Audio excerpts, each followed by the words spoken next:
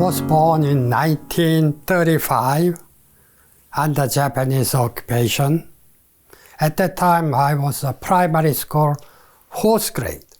Teacher is Japanese, but I don't remember all those things. It's very short period, and I was very young. All I have remember is I was study hard. I speaking Japanese in school and Korean at home with my parents. I was so young. It's 11 years old. We were so poor.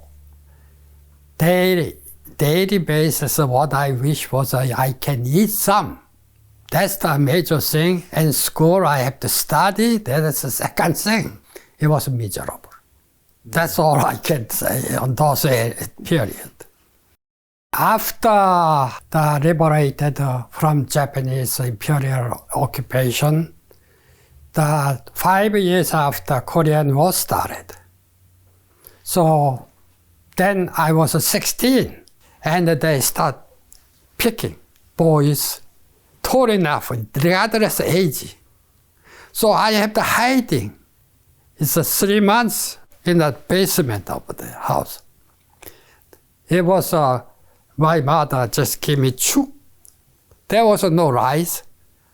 So chuk, it gave me three meals a day. I was hungry, doing nothing. Too dark, no light. So too dark, you cannot reading book or nothing. But nighttime we come out, you can at least some breathing like that. That kind of suffering, and you got the courage to overcome. Because small things is nothing now. I went through all those difficult times. To achieve your objective, I can do it. My mother doesn't know how to read. They never went to school. They devoted our 8 children. Can you imagine? 4 daughters, 4 sons. They made a tremendous effort to make at least supply food, minimum food to survive. They didn't give any fancy food or anything, nothing at all, but at least feed us good direction. During the war, Han River Bridge was destroyed, and when I was going down as a refugee, I was looking at seeing that the bridge was destroyed. My gosh, one day I might build one of that. So 1954, I came to US to pursue higher education, civil engineering course. Can you imagine? I have nothing, money-wise, nothing at all.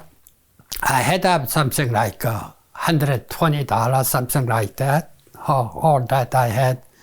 I have to take LA to Oklahoma City by bus, Greyhound bus. It took 2 days. When I had the first child, that I was making $600.59. That was not enough. With a car, baby taking care. So, 61, I moved to New York.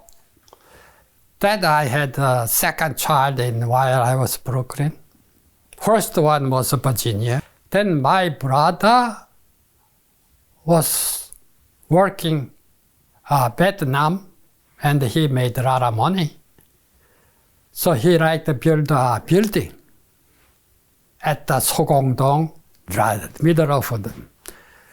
So at that time, I designed in New York, and I have no experience in construction at the time. But design-wise, I was computerized, design is done. I built a Korean airline building, and I established myself for construction company, name is Hanil Developing Company. Later, I went to Middle East. I worked Saudi Arabia, Iran, Iraq, you name it, everywhere in the Middle East. I was lucky enough to get a big project over there. military, Saudi Arabian Air Force military project. That time, Saudi Arabia bought F-15, 60 of. We want to have hangars for them. I never cried, you know. When I was sad, I cried, but when I was happy, I never cried. But I cried when I signed, at that time, 350 million US dollar.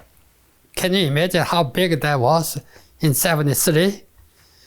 So when I get signed that, oh my tear is coming down because I was suffering so much.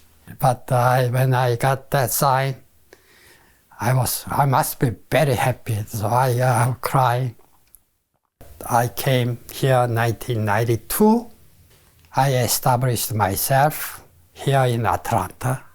I was chairman of Southeast Trading Association, become OCTA, Overseas Trading Association, OCTA. I was CEO of that portion. I'm still active here and there, but I'm 88 now. So I should know my capacity and myself, what I can do is very limited. My name is Choong Shik Cho. This is my Korean American story.